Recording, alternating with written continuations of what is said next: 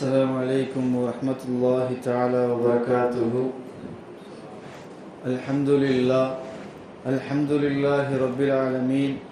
الصلاة والسلام على أشرف المرسلين وعلى آله وصحابه أجمعين.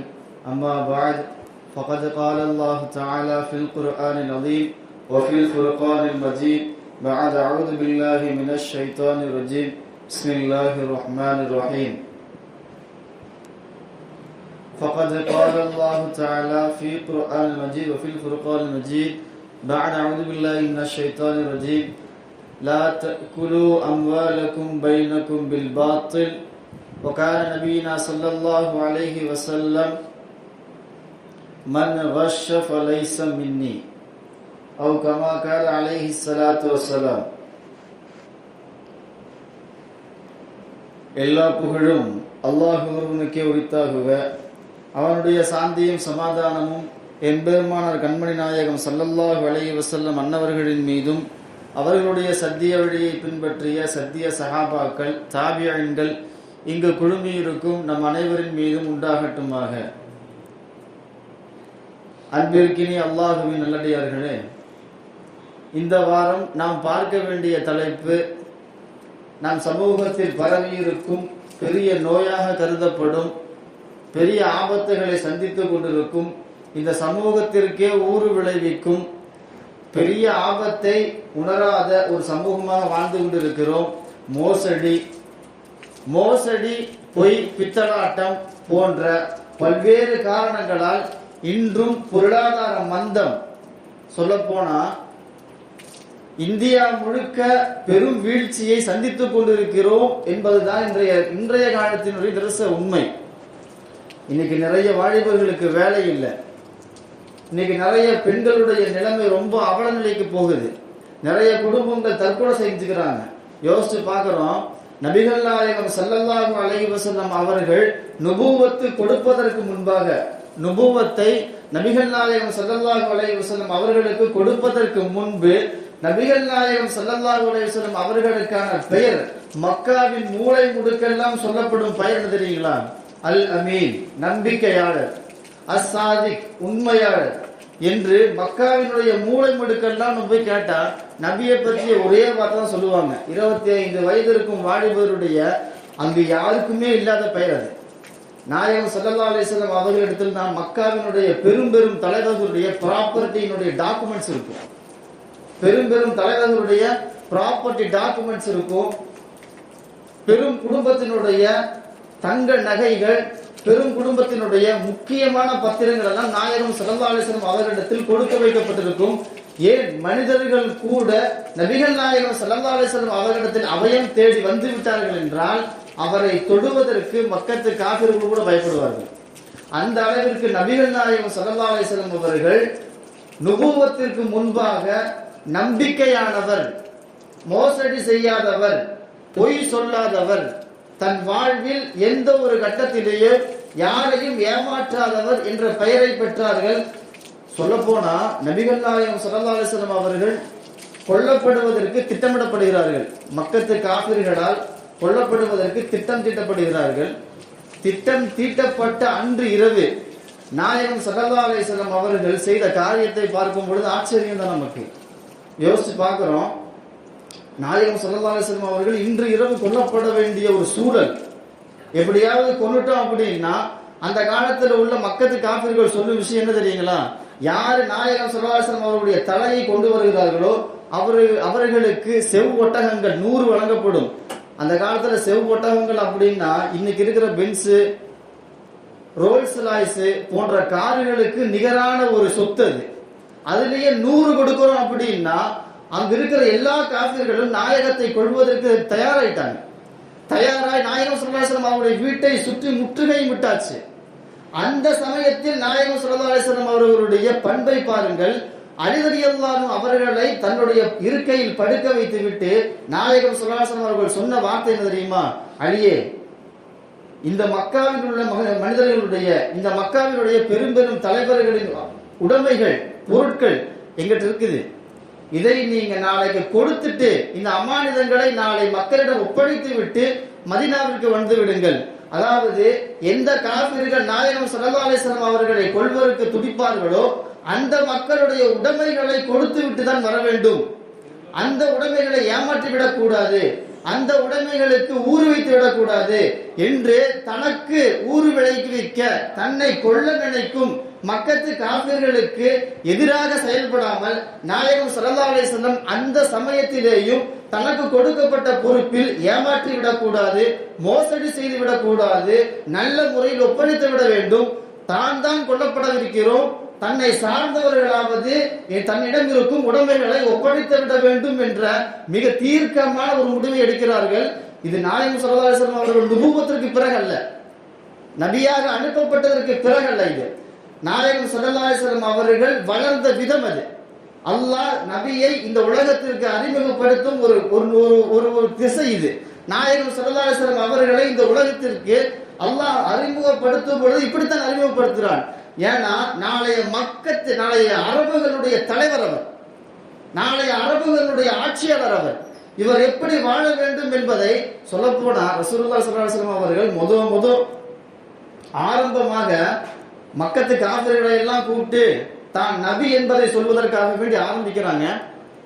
அப்பொழுது நாயகம் ஸல்லல்லாஹு அலைஹி வஸல்லம் அவர்கள் சொல்லும் பொழுது நான் உங்களிடத்தில் எப்படி வாழ்ந்தேன் அப்படின்னு ரசூலுல்லாஹ் கேட்கிறாங்க. மக்கத்து காபிர்களை பார்த்து கேட்கிறாங்க, நான் உங்கள்கிட்ட எப்படி வாழ்ந்தேன், என்னுடைய வாழ்க்கை உங்களிடத்தில் எப்படி இருந்தது அப்படின்னு கேட்கும் பொழுது மக்கள் எல்லாம் சேர்ந்து கூடி இருக்கும் பொழுது உங்களுக்கு என்ன, நீங்கள் அமீன் நம்பிக்கையான மனுஷனாச்சு, அசாதிக் உண்மையாளராச்சு, உங்களிடமிருந்து இன்று வரை ஒரு பொய்யை கூட நாங்கள் கேட்டதில்லையே அப்படின்னு தான் சொல்றாங்க. முதலில் நாயகம் ஸல்லல்லாஹு அலைஹி வஸல்லம் அவர்கள் மனிதாபிமானத்தையும் ஒரு ஆட்சியாளருக்கான ஒரு மனிதனாக வாழ்ந்து காட்டினார்கள். பிறகுதான் நுபுவத்து கொடுக்கப்பட்டு இதனுடைய சாரம்சமாக நுபுவத்தை நாயகம் ஸல்லல்லாஹு அலைஹி வஸல்லம் அவர்கள் ஏற்ற பிறகு நாயகத்தினுடைய அரபுலக ஆட்சியே இந்த உலகம் வியக்கும் அளவுக்கு இருந்துச்சு. யோசிச்சு பார்க்கிறோம், இன்னைக்கு இருக்கிற ஆட்சியாளர்கள் அப்படின்னா அந்த எலெக்ஷன் டைம் வரும்பொழுது ஒரு மாசத்துக்கு முன்னாடி நல்லவனா மாறிடுவாங்க. யோசிச்சு பாருங்களேன், அந்த டைம்ல தான் இந்த தெருவை கூட்டுற மாதிரி போட்டோ வரும், அந்த டைம்ல தான் இந்த காவாய் அல்ற மாதிரி எல்லாம் போட்டோ வரும், அந்த டைம்ல தான் இவங்க பண்ற எல்லா ஜோடியும் வெளியில வரும். அந்த எலெக்ஷன் முடிஞ்சு தோத்தாலோ ஜெயிச்சாலோ என்ன நடந்தாலும் சரி அடுத்த நாள் ஆள் எங்க இருக்காங்கன்னு தெரியாது. அந்த அளவிற்கு இன்னைக்குள்ள ஆட்சியாளர்கள் ஒரு மாத நல்லவனாக வாழ்வது இவர்களுடைய வளமை. ஆனால் நாயகம் ஸல்லல்லாஹு அலைஹி வஸல்லம் சொல்லும் விஷயம், ஒரு ஆட்சியாளருக்கு தேவை மோசடி செய்துவிடக் கூடாது. ஒரு தனிப்பட்ட மனிதராக இருந்தாலும் சரி, அவர் குடும்பமாக இருந்தாலும் சரி, ஒரு சமுதாயமாக இருந்தாலும் சரி, மோசடியோ பொய்யோ எந்த விதமான கேடுகட்ட செயலையும் செய்துவிடக் கூடாது என்று நாயகம் ஸல்லல்லாஹு அலைஹி வஸல்லம் அவர்கள் இந்த சமூகத்திற்கு அனுப்பப்படுவதற்கு முன்பாக நிறைய தடவை இந்த சமூகத்திற்கு சொல்லியும் செய்து விட்டார்கள், அதை நடந்தும் காட்டி விட்டார்கள். ரசூலுல்லாஹி ஸல்லல்லாஹு அலைஹி வஸல்லம் அவர்களுடைய வழிதொட்டு வந்த நம் சமூகம் இன்னைக்கு எந்த அளவிற்கு இதையெல்லாம் ஃபாலோ பண்றோங்கிறத நம்ம இன்னைக்கு யோசிக்கணும். ரசூலுல்லாஹி ஸல்லல்லாஹு அலைஹி வஸல்லம் அவர்கள் எல்லா விஷயத்திலேயும் மோசடியை விரும்பாதவர்கள், எல்லா விஷயத்திலேயும் மோசடி செய்பவர்கள் கண்டித்தவர்கள். ஒரு முறை ரசூலுல்லாஹி ஸல்லல்லாஹு அலைஹி வஸல்லம் அவர்கள் ஒரு பாதை வழியாக சென்று கொண்டிருக்கும் பொழுது ஒரு வியாபாரி கோதுமை வித்துட்டு இருக்கிறார், கோதுமை உணவுப் பொருட்களை வித்துட்டு இருக்கிறார். வித்துட்டு இருக்கும் பொழுது அவருடைய அடிப்பகுதியில் ஈரமான பொருளை வச்சு வித்துட்டு இருக்கிறார். அதாவது வெயிட் கூட காட்டும், அள்ளி போடும் போது திராசு அள்ளி போட்டா அப்படின்னா ஈரமான பொருள் காய்ந்த பொருள் ரெண்டும் சேர்த்து போடும் போது ஈரமான பொருள் வெயிட் அதிகம் காட்டும். வெயிட் அதிகம் காட்டும் பொழுது 1/2 கிலோ போட்டா ஒரு 100 கிலோ வச்சா காட்டிடுமா? இப்படி காட்டுவதை நாயகம் ஸல்லல்லாஹு அலைஹி வஸல்லம் அவர்கள் பார்த்துட்டு இருக்கிறாங்க. அந்த கடைக்கு அருகாமையில் போய் ரசூலுல்லாஹி ஸல்லல்லாஹு அலைஹி வஸல்லம் அவர்கள் அந்த மூட்டைக்குள்ள கையை விட்டு பார்க்கறாங்க. கடைசியில காவாசிக்கு மேல ஈரமா படுது. அப்பொழுது கேட்கறாங்க, என்னப்பா ஆச்சு இப்படி வித்துட்டு இருக்கிற? யார் ரசூலுல்லாஹ், மழை பெய்ஞ்சதில்ல, அதுல சாரல் பட்டுச்சு, அதனால ஈரமாயிடுச்சு. ரசூலுல்லாஹி ஸல்லல்லாஹு அலைஹி வஸல்லம் அவருடைய கண்கள் சிவந்து விட்டது, முகமும் சிவந்து விட்டது. அஃபலா ஜஅல்தஹு ஃபௌகத்தாம் லிகை யரன்னாஸ், மக்கள் பார்க்கிற மாதிரி இந்த பொருளை மேல வைக்க மாட்டேயா? ரசூலுல்லாஹ் கடுமையான வார்த்தைகள் சொல்றாங்க, கோபத்தோடு சொல்றாங்க. மக்கள் பார்க்கிற மாதிரி இப்படி ஈரமான பொருட்களை, மோசடி செய்யப்பட வேண்டிய பொருட்களை மேல வச்சு விற்க மாட்டேயா? காய்ந்த பொருள்களை தனியாகவும் ஈரமான பொருள்களை தனியாகவும் வச்சு விற்க மாட்டேயா அப்படின்னு ரசூலுல்லாஹி ஸல்லல்லாஹு அலைஹி வஸல்லம் அவர்கள் எச்சரித்தார்கள். உடனே ஒரு வார்த்தையை சொல்லுவார்கள். இன்றைய உலகமே அந்த வார்த்தைக்கு கட்டுப்பட வேண்டிய ஒரு சூழல் இருக்கிறது. இன்றைய உலக சூழலில் இந்த வார்த்தை மிக முக்கியம். யோசிச்சு பார்க்கணும். ரசூலுல்லாஹி ஸல்லல்லாஹு அலைஹி வஸல்லம் அடுத்து சொல்வார்கள், மன் கஷ்ஷஃப லைஸ மின்னி, யார் ஏமாற்றுவார்களோ, யார் ஒரு மனிதனை ஏமாற்றுவார்களோ ஃபலைஸ மின்னி, அவர் என்னை சார்ந்தவர் அல்ல. முஃபஸ்ஸிரீன்கள் சொல்றாங்க, என்னை சார்ந்தவர் அல்ல அப்படின்னா அவர் முஃமினாக இறக்கவே மாட்டார். ஏமாத்தி பிழைக்கிறவங்க. ரசூலுல்லாஹி ஸல்லல்லாஹு அலைஹி வஸல்லம் அவர்கள் ஜவுளி வியாபாரம் பண்ணாங்க. கதீஜா ரலியல்லாஹு அன்ஹா அவர்களோடு சேர்ந்து வாழும் காலத்துல எல்லாம் ஜவுளி வியாபாரம் பண்ணாங்க. ஒரு பொருள் எடுத்துட்டு போவாங்க. சொல்ல போனா திருப்பூருக்கு தேவையான பொருள் விஷயம் தான் இது. ஒரு பொருள் எடுத்துட்டு போவாங்க. எடுத்துட்டு போகும் பொழுது அது வரைக்கும் அரபுலகம் அப்படி ஒரு வியாபாரத்தை பார்க்கல.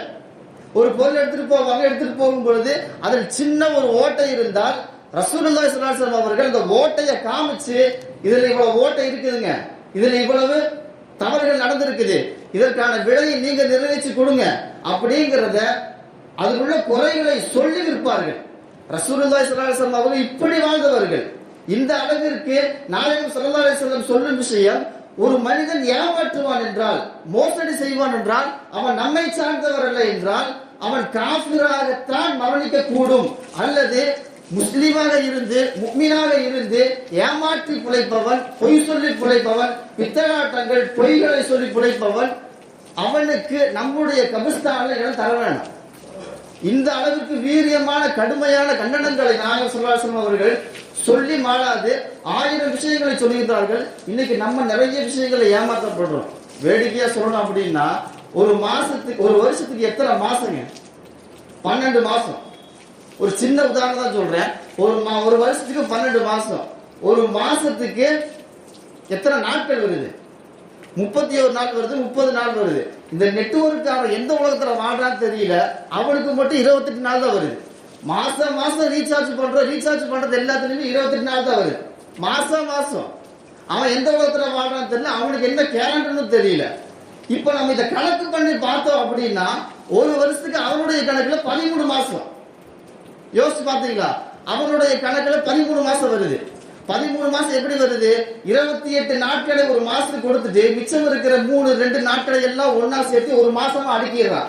அடுக்கி அதை ஒரு மாசமா கணக்கு பண்ணி அதில் ரீசார்ஜ் பண்றான். இது ஒரு மனிதர் 350 ரூபாய்க்கு ரீசார்ஜ் பண்றாங்க. அந்த மோசடி பத்தி சொல்ல, இப்ப எனக்கு 350 ரூபாய் ரீசார்ஜ் பண்றேன், எங்கிட்ட இருந்து 350 ரூபாய் வாங்கிட்டான், மோசடி பண்ணிட்டான். இந்தியா முழுக்க இது நடக்கிறது. இந்தியா முழுக்க இந்த ஸ்கேம், பயங்கரமான ஸ்கேம். இதை எதிர்ப்பதற்கோ இதை பற்றி பேசுவதற்கோ நமக்கு நேரம் இல்லை. நம்ம அதுல கிடைக்கிற வீடியோக்களை பார்த்துட்டு ஏதோ போன பேசினா போதுங்கிற மாதிரி போறோம். ஆனா நம்மளை சார்ந்தவர்களை யோசிக்கிறதும் இல்லை. ஆக 148 கோடி மக்களும் 13 மாதங்கள், 13வது மாதம் செய்யும் 350 ரூபாயுடைய ஸ்கேம் பாருங்க. ஒரு ரூபான்னு போட்டாலே 148 கோடி ஆச்சு. ஒரு ஆளு 350 ரூபாய்க்கு ரீசார்ஜ் பண்ண அப்படின்னா எவ்வளவு ஸ்கேம் ஆச்சு? எவ்வளவு பெரிய மோசடியை நமக்கு தெரியாம பூத்துறான் பாருங்க. எமக்கு தெரியாம பூத்துறான். இதை விட பெரிய ஆச்சரியம் என்ன தெரியுங்களா? நாயகம் ஸல்லல்லாஹு அலைஹி வஸல்லம் அவர்கள் காலம் தொட்டு உமர் ரலியல்லாஹு அன்ஹு காலம் வரை ஆட்சி முறை எப்படி இருக்க வேண்டும் என்பதை நாயகம் ஸல்லல்லாஹு அலைஹி வஸல்லம் அவர்கள் அழகாக சொன்னார்கள். அதை உமர் ரலியல்லாஹு அன்ஹு வாழ்ந்தும் காட்டினார்கள்.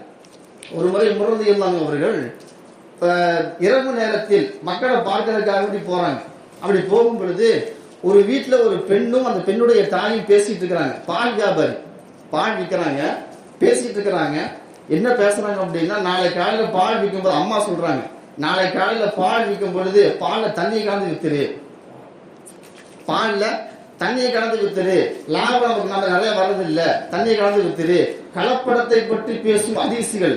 கலப்படம் கூடாது, கலப்படத்தினால் ஏற்படும் 100 விளைவுகளை பார்க்கணும். மத்திய பிரதேசத்துல ஒரு 2 நாளைக்கு முன்னாடி ஒரு திருமணத்துக்கு முன்னாடி ஹல்தி வைப்பாங்கல்ல, ஒரு ஃபங்க்ஷன் மாதிரி வைப்பாங்க, மருதாணி ஹல்தி மாதிரி வைப்பாங்க.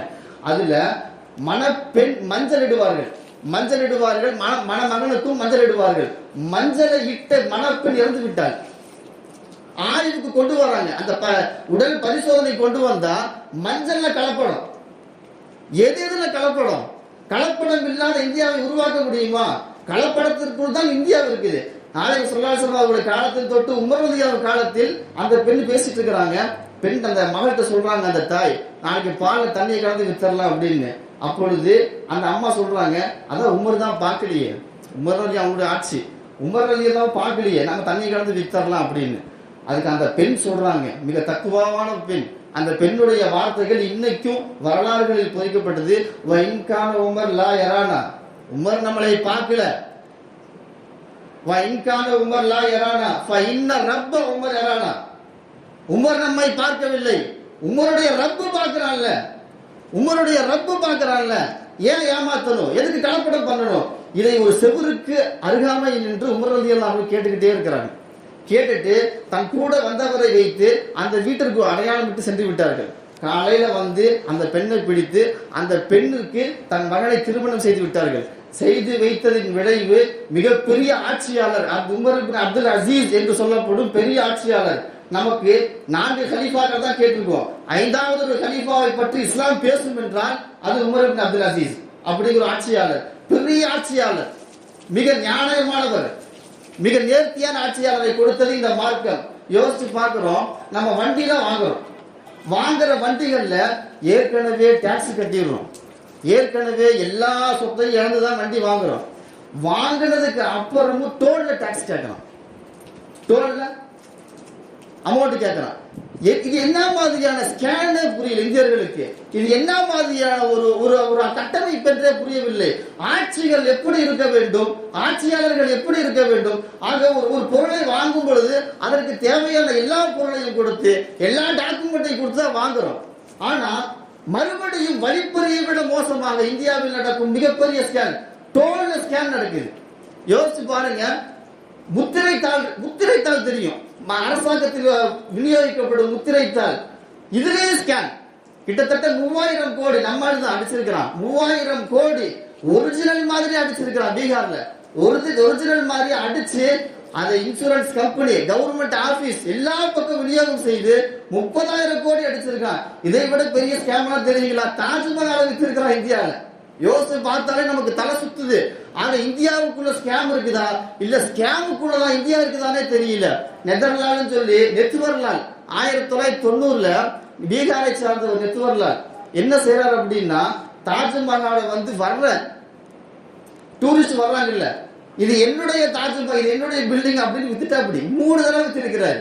அது மட்டுமல்ல, பிரசிடென்டோடைய பேலஸ்னு சொல்லப்படுற ரெட் ஃபோர்ட் பார்த்திருப்பீங்க, ரெட் கலர் பில்டிங், இந்தியாவினுடைய கலாச்சாரம், இந்தியாவினுடைய அடையாளங்கள், அதையும் வித்திருக்கிறார். அப்படி பார்லிமெண்ட் பார்த்திருப்பீங்க, பார்லிமெண்ட் சிட்டிங் எம்பிகள் இருக்கும் பொழுது, அந்த ஆட்சியாளர் இருக்கும் பொழுது ஆட்சியாளரோடு சேர்த்தே விட்டார்.